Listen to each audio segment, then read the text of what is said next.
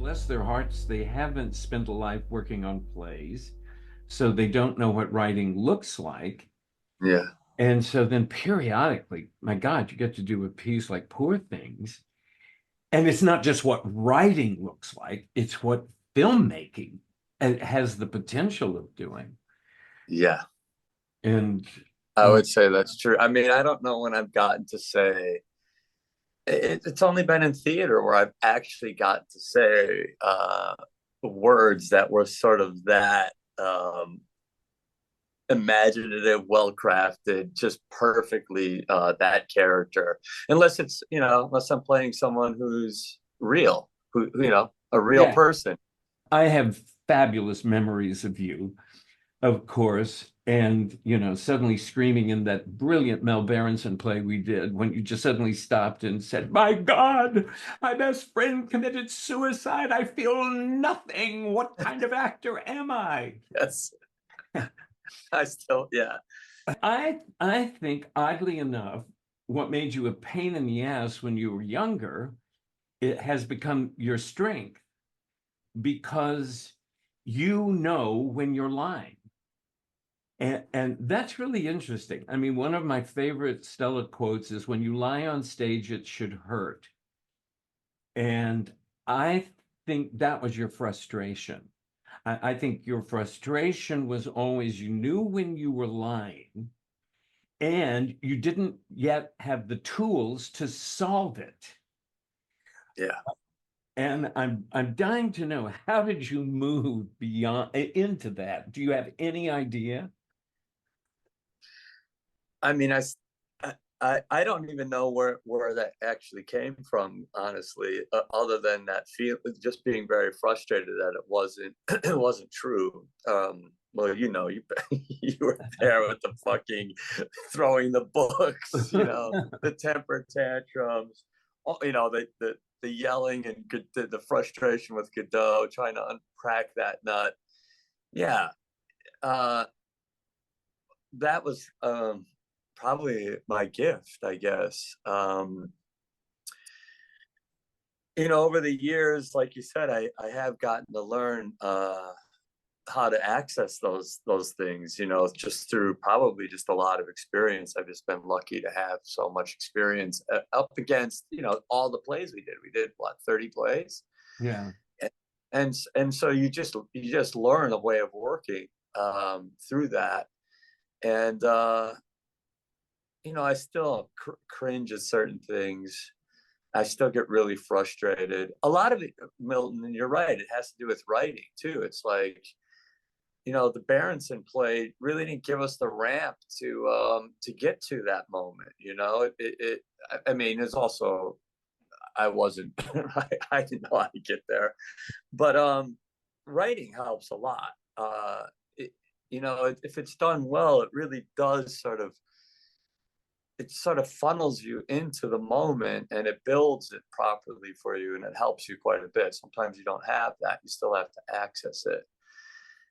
Uh, I guess you know what it is. Ultimately, what I didn't have that I do feel like I've you know developed over the years is imagination. Being able to I remember Reservation Road. I had to hit a kid in a car and I kill a kid, and I was like, I don't understand that is. And so I just went to really building that event and seeing his face, at the moment of impact, and uh, the fear and the shock, and then the flash of the body bouncing off the car and into the ditch, and the moments preceding that, and that became the core image of that whole character's journey through that movie, and that's when I was really like, okay, if you invest in that time, and you build that the way we were taught to do it, that can feed you, and if you're open to it, it can move you. And so that's something that I keep finding myself going back to. It was interesting at the Q&A in New York on Poor Things, and it was very funny because Emma and Willem both thought it was so weird that when they were rehearsing, they were in sweatpants and you were wearing pants. And I was talking to my student Caleb about it, and I said, "Here's something you have to know. I arrived at rehearsal for Godot one day, and I said to our friend Tim, who was playing Pato, I said, 'Where the fuck are Mark and Chris?' And he said, 'They're on Hollywood Boulevard looking for boots.'" And so so you finally arrived back. And I said, the funny thing is, we did a revival of the production 10 years later, just because we were all involved in the same theater and we were doing a fundraiser for the theater, and it was like a one night only thing. And I said, both Chris and Mark still had the boots and the costumes. And I said, the only difference was Mark hadn't washed his in 10 years, but or from the day we started rehearsal. no, never did. It was so Yeah. interesting. But my thought about the way you work is that you layer in piece by piece what you can believe. Is that even in the ballpark of it? It's like what, not only what you believe, but what actually is informing your reality.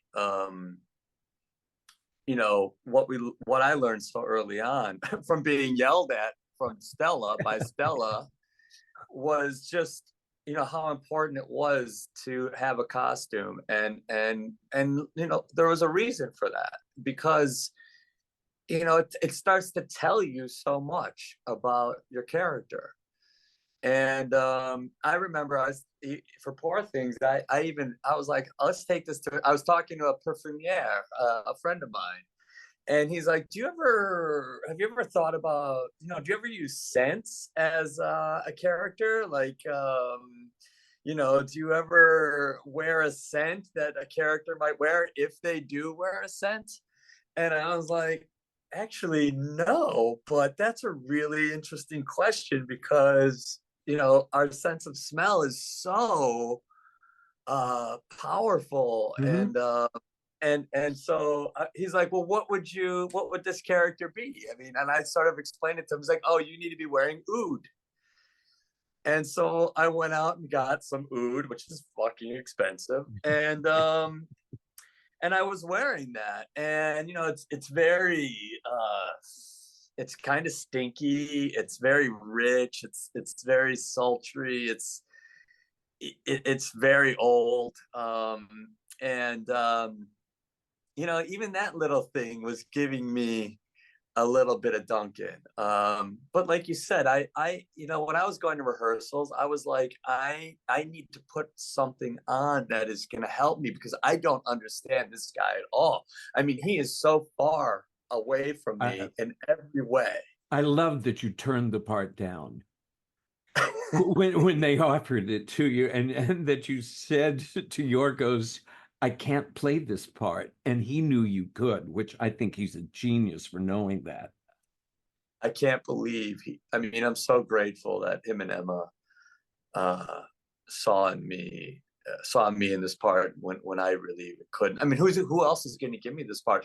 Who else has this part to give? Well, I mean, yeah, like, this part doesn't exist. doesn't exist.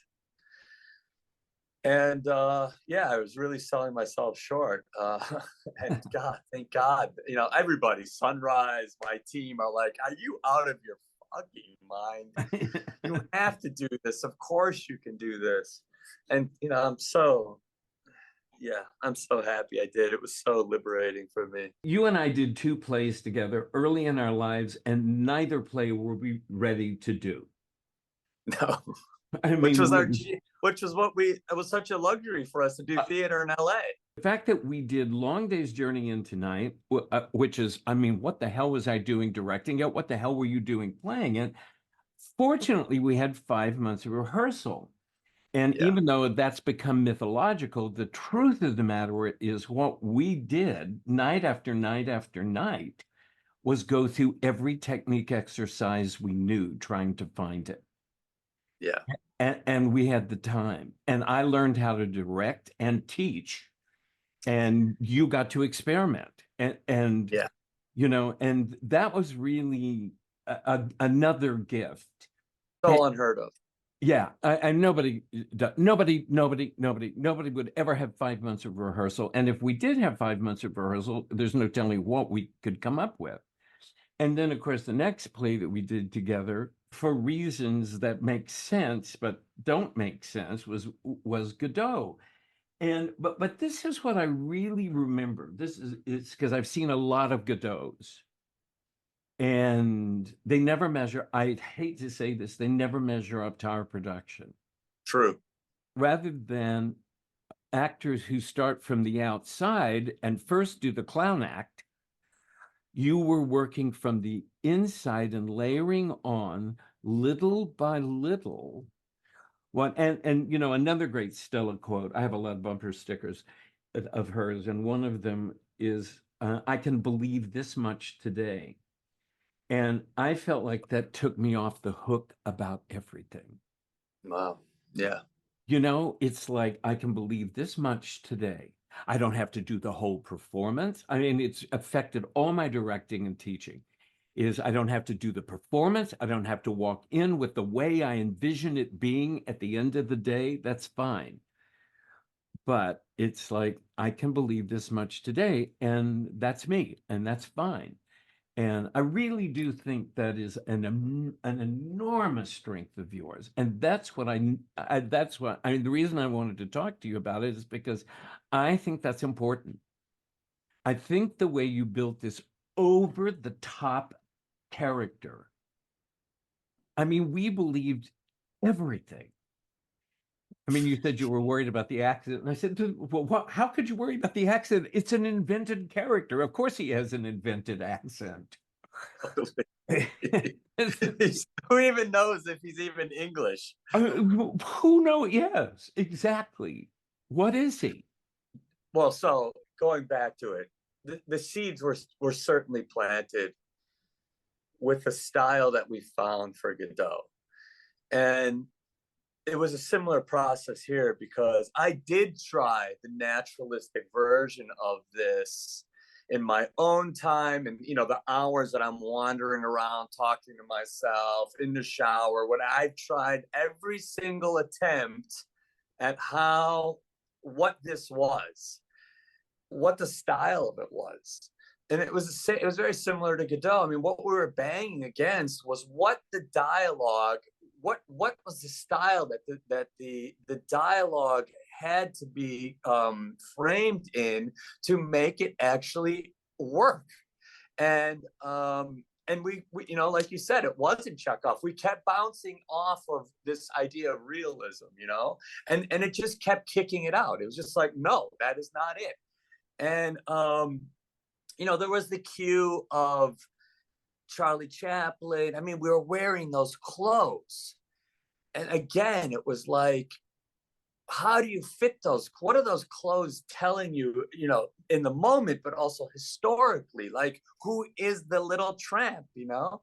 And that's when, like, yeah, you were right. That's when we found it. But we were, you know, this is what I believe today. We were working on that relationship. We were working on understanding what we were what we were saying in this total fantastical world, and having to actually like justify what we were saying, having, you know, coming from that place where you just couldn't say the words. You had to, it had to be it had to be motivated by some relationship. And so we had, you know, it's that layering process. And it was like this, like that for this, it's like that for every movie I do. But I don't have the luxury of 3 weeks of rehearsal with the cast Yeah. playing and trying things and being outrageous. And so in the same way, I started to I got on the scent of what that style was. And once I understood what the style was, Yeah. I knew how far I could push it. And it said it had to be pushed that way. The dialogue, the script was telling me it had to be pushed that way, you know? Otherwise, it just wasn't working, Milton. And for some reason, I know when it's working and I know when it's Yeah. not working. And it really is unrelenting.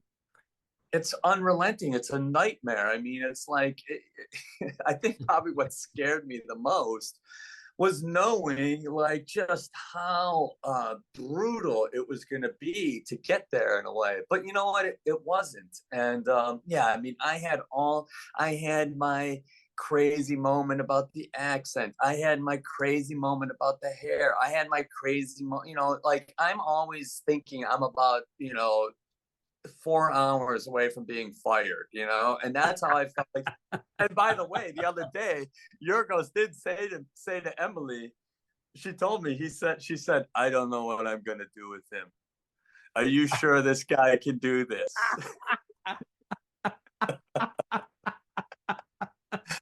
Because Milton, it is that thing of like trying all of this stuff on until I find my way into it. You know, it's literally like bumping into furniture until I like a blind man trying to understand a you know, a warehouse, you know, Yeah. full Oh, of furniture. God, that's so brilliant. I kept watching and I kept thinking, God, how did the other people put up with him? Because I mean, because I knew that it could not have been easy to get to. No, Um, no, but you know, we weren't working from the script. We never worked from the script. We literally never talked about the characters. We never talked about the tone. We never talked about the script. We never talked about what it meant. These wow. rehearsals were literally just games and getting intimate. And I would hear the one cue that I got was hearing Yorgos laugh and hearing the rest of the troupe laugh. And then I was like, okay, but Willem said to me at first day on set, he's like, wow, man, you really are gonna go with that. He's like, yeah, I thought rehearsal was one thing, but I, you know, and he too, he was like, are you out of your fucking mind? You're gonna like go that far and that big. But at this point, Milton, I'm like, fuck it, man. I'm so sick of Mark Ruffalo. Whatever that is, I'm so sick of it that literally there was a part of me that was like flirting with disaster. That was like seeing how far I could take the ship towards the reef before actually just crushing it onto the reef Ah, and going far. God, what a and you had the I mean I'm in awe you had the opportunity to do it. Me too, buddy. It just Yeah, is like a miracle. yeah, I am surprised you didn't get fired. Um, Me too. Me too. I'm always surprised I didn't get fired, yeah, I but know. really, I know. We all are. I've spent my whole life feeling like I'd walk into a classroom and somebody would look at me and say, "You are so full of shit," and I'd think to myself, "Oh my God, I just got caught." Um, you oh know, yeah. yeah, I have no idea how I've pulled this off. You know, you're always trying to throw your elbows out to like stay one step ahead of what people expect of you as an actor. I mean, if you're, you know, I just get bored, you know, I just want to keep being challenged. And, you know, I want to hear something funny. Yorgos said the other night, he's like, Mark, you're a terrible dancer. I was like, what? Are you, what are you kidding? And he's like, no, you're a terrible dancer, but that's why you're so good. And I was like, what? He's like, because you will keep working until you get it right. You look at me, look at me. You can do anything. And I was like, hey, no. He's like, no, look at me, listen to me. You can do anything. But it's that thing you're talking about. You know, I have to really work really hard. None of this came easy to me. None of it. There's no reason that I should have been an actor. You know, there's just naturally no reason. You know, Yeah. and yeah, and he saw that. I never heard anyone really articulate it like that.